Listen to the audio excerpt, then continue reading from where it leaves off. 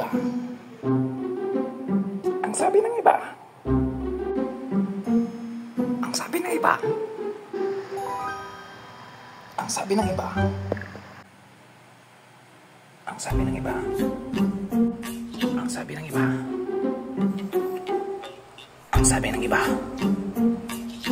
Mahirap daw ang pagiging tatay. Sagot ko naman, mahirap lang ang pagiging tatay kung ang lahat ng iyong mga anak ay puro panganay. Aray ko! Aray ko! Aray ko! Aray ko! Ha